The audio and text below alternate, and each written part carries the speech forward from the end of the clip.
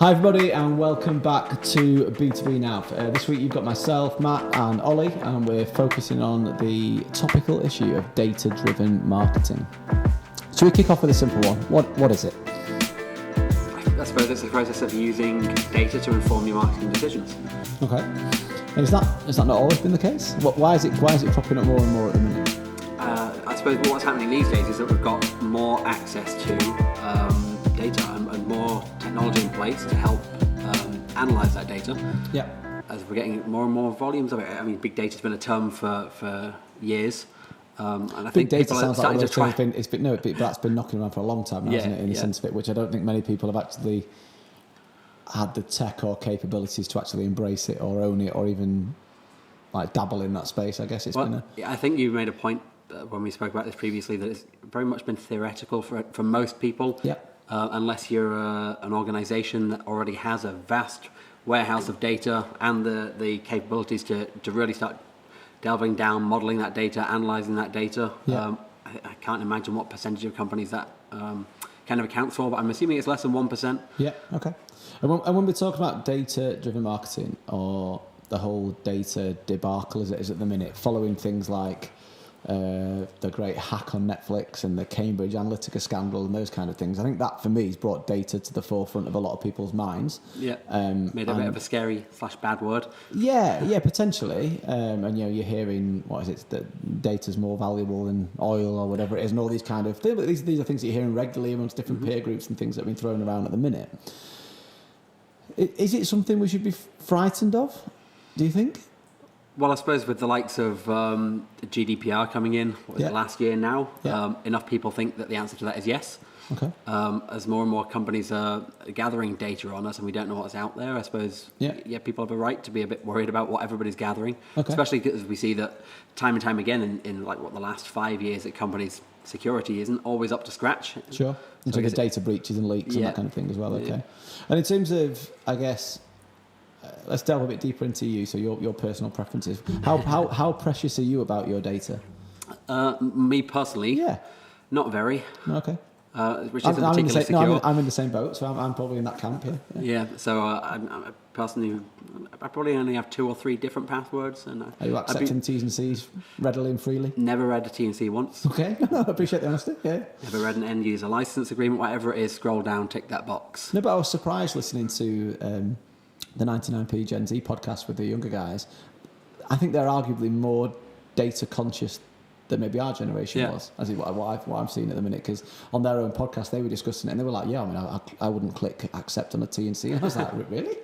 I think every website I've ever been on, I've just sailed through it. Same for me, like cookies. I'm ticking that box, I'm clicking that button straight away. You can have all the cookies you want. Yeah, okay. But I guess I went to a conference in Arnhem with E3, with the network we're involved with, and the whole focus of the conference over the 2 or 3 day period was data-driven marketing, which was interesting, looking at the tools and technologies that are out there, and I think we can come on to that later.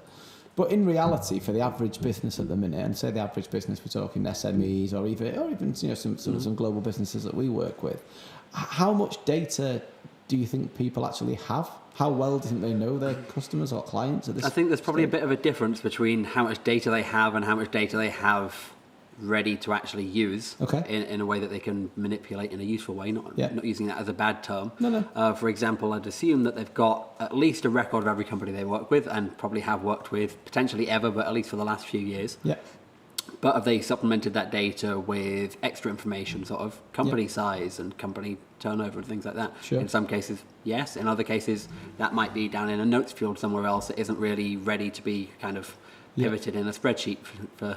So the quality of the data, should that be most people's starting points? Even like a CRM system to an extent of I think rubbish in, rubbish out. Is it the same? Is it the same? I think it's very similar. Like if I was going to start and we hadn't done anything to do with data, I think the first place I'd start is that kind of modelling of customer data, so you can start understanding who your customers are and who you should be targeting in the future and things like that, because that should be relatively easy to supplement.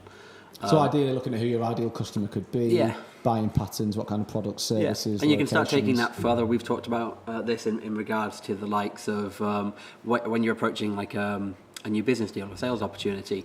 Are you speaking to the decision maker? And if so, that's an extra point in favour and things like that. So over time, you can start to realise, if we're speaking to an influencer but not the decision maker in a deal, then our chance of winning that deal goes down X%. Therefore, in future, we can start thinking, well, let's not pursue this opportunity if we don't have access to the decision. I guess lead qualification is arguably a form of data-driven decision making in a way. Yeah. Maybe not marketing, but data decision making. Okay. Yeah, which can then go on to inform your marketing going down the line. Yeah. Okay. And the typical areas where we're seeing this cropping up at the minute across our own client base and prospects and so on, where is data starting to rear its head in campaigns? Is there certain elements? Is it more social media based stuff? Is it broader than that these days? Or I mean, I guess you've got a lot of things. It depends on what you classify as data, because obviously you've got consumer data, or customer data, whatever it might be. So we've got clients that are generating leads and they're capturing that data that's going to CRMs, in theory, marketing automation systems, things like that. Sure. So we're seeing data gathering in that way being something that clients are interested in. Okay. And then there's the other aspect, which I suppose is more like the campaign metrics, which is another form of data. Not obviously personal data there, but that's a way to optimize their marketing activity. Okay. So in that way, we're seeing data used. I don't think many of our clients are doing much more with the data. I feel like in that regard, compared to again, some of that theory you see out there, most of our clients seem to be quite far away from that. That's definitely how it feels for me, which is why I keep saying to people, yes, it's a trend, it's something you need to be aware of. It's definitely going to inform the way marketing goes, but I think for most of our clients at the minute, their data isn't clean enough, or arguably they haven't got enough data to inform a campaign. Now, you can spin out into things like profiling on social media maybe, or something like that through LinkedIn. So building campaigns and audience groups based on certain criteria that they've put in their profile or data range. We're seeing some of that, I guess, but that's probably is that realistically where we're at, do you think, at the minute across our clients then? There's that, and then there's uploading data into the likes of LinkedIn. So where they're uploading their list of target companies or current companies that they work with, or even email lists going into the likes of LinkedIn. Obviously, the same sort of thing can be done on Facebook and other platforms. So we're seeing that as well. Okay. But they're not going much further with that, with their data, really. Because I guess the only other area we're seeing is similar to what you just said in the LinkedIn side, maybe the ABM side of things. So where people are considering more of an account-based marketing approach, being more targeted with their marketing efforts. So, as I said on previous podcasts, rather than casting that classic marketing net wide, narrowing the focus and kind of going in with a more laser-focused spear approach of who you want to work with and why. I guess to inform that, you need to have an element of data to shape those ideal customers again, don't you, I guess? I mean, I guess you can do it without it, but then I think it's just not going to be as accurate as if you'd have tried to do some kind of looking into your own data and understanding who you should be working with. Because we can start picking out names out of a list and start thinking, we'd love to work with those companies. But if we do that data exercise first and understand what kind of companies work with us, why do they work with us, it'll result in a lot better chance of us approaching the right companies in the first place.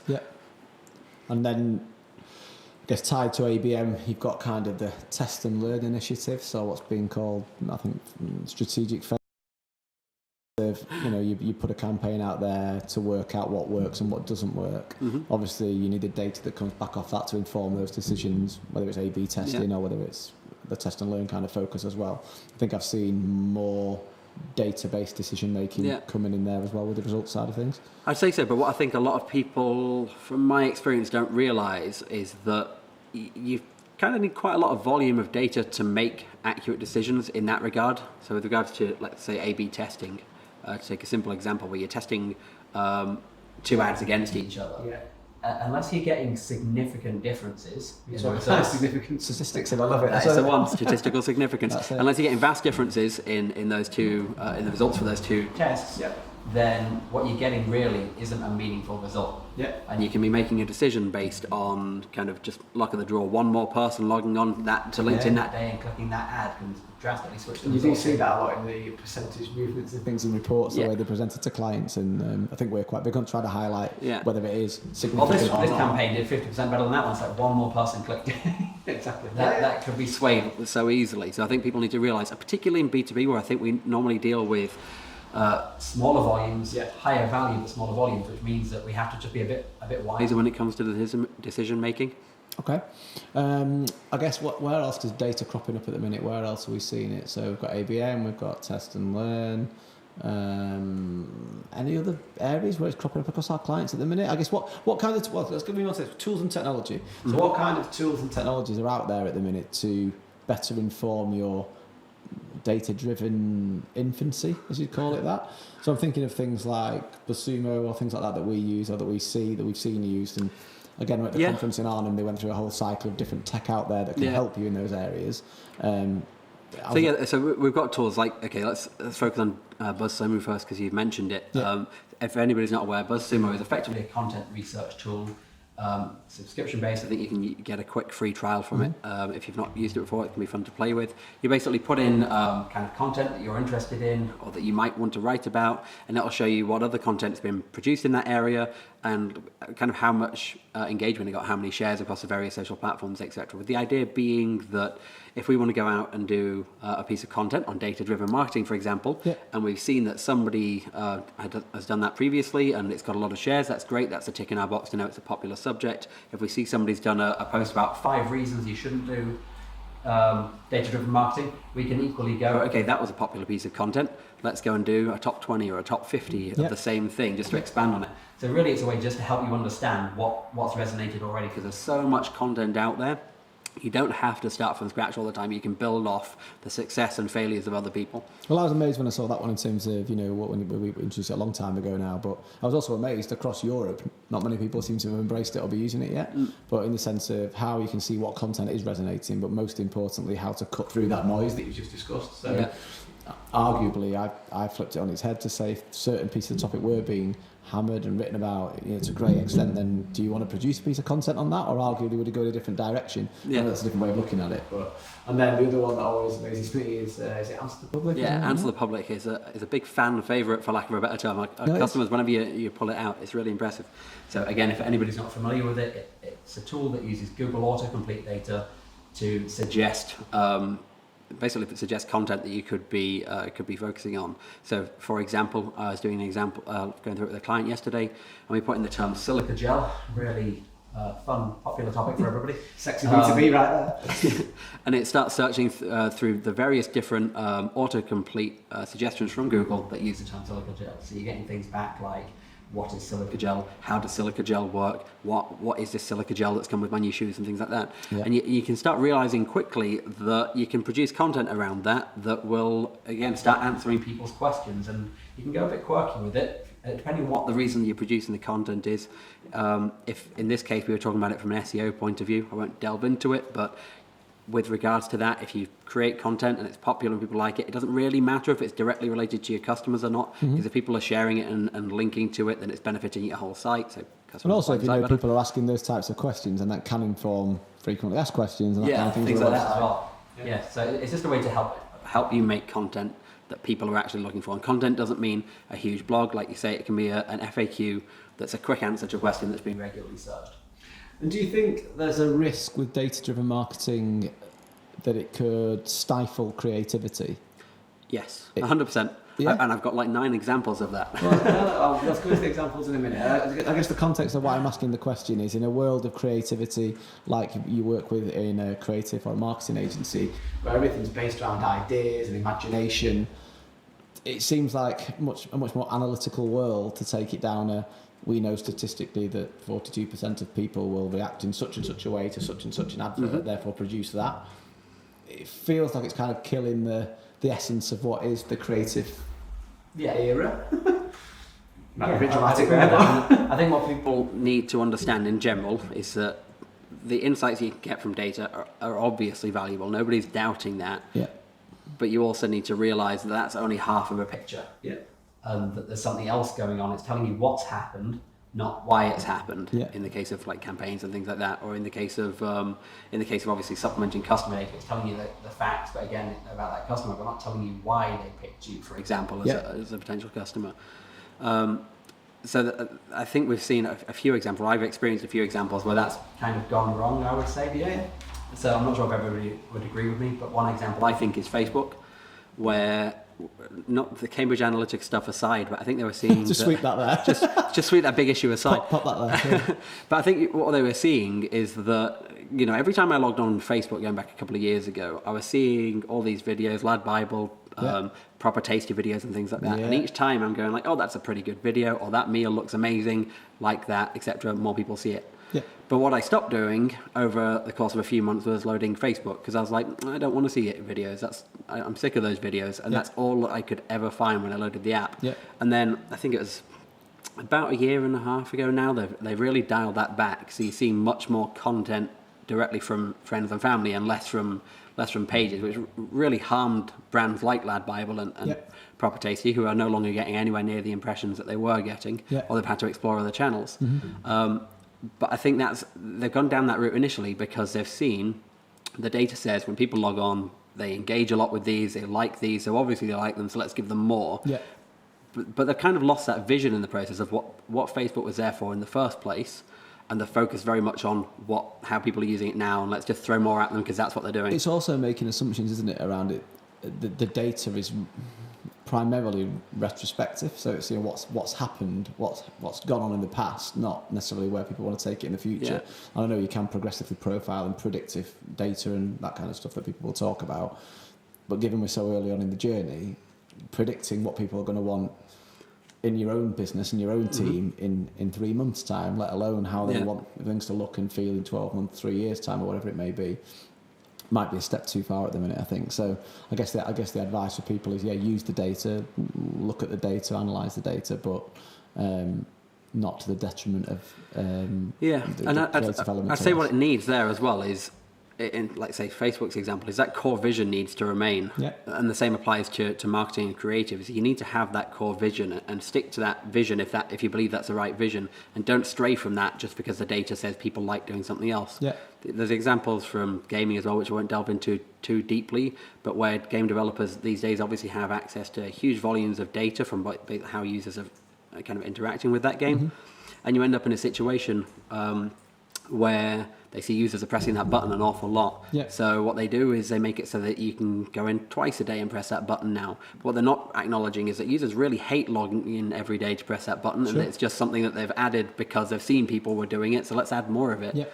So they're not taking that second aspect of it into account. I think that, again, if they have a strong vision of what they're trying to do, then they'd probably not do that, because at the core they should realise that's not what people want. But I'd say the same thing applies to marketing and applies to all our decisions. If we have a strong and valid vision behind what we should be doing, then that will probably help us use data as something to supplement what we're doing, not to overtake what we're doing. Another fear of mine, I guess we've touched on the tech stack, we've touched on the broader kind of environment where we are at the minute with it. A concern that I've got, coming from a numbers background, I'll just say that, but in the sense of coming from a numbers background, there's a risk here that financiers, finance directors, procurement teams will use this data to put marketing functions and sales ultimately under even more pressure. So we're seeing marketing budgets becoming under more pressure at clients, people having to fight harder to get the marketing budgets restored, let alone enhanced, as things are costing more. Do you think there's a risk of this data being used, negative data, in the sense of to drive, well, you did this campaign, it's not delivered these results despite your best efforts, therefore we won't do that type of campaign again? Yeah, I'd say so. From the point of view of things aren't easy to measure. I mean, and some things are really easy to measure. I mean, the internet has given like a whole volume of kind of data around that. You can measure every touch point along the way in theory. But then you've got things like switching devices, which mean that I might have seen a great campaign, I might have clicked on that campaign, and I might remember that brand name, and 3 months later on a different device I go and load up that website and buy from that website. But according to the metrics, that campaign did badly because I remembered it long term, but bought through a different channel, and not my success wasn't allocated to that campaign. The same sort of applies, I'd say, to things like campaigns that boost brand awareness. What's the measurable effect of that? I mean, you can go and carry out surveys to try and measure the effect, but that's going to be incredibly expensive. That's where you're getting more qualitative results versus quantitative data, isn't it, I guess, to an extent. And, you know, how many people are you going to ask? Do you remember this brand name? Do you remember the last campaign, etc.? It's not easy to measure how far an industry's understanding of a company's come from. I mean, I'm not saying it can't be attempted and it can't be a useful metric.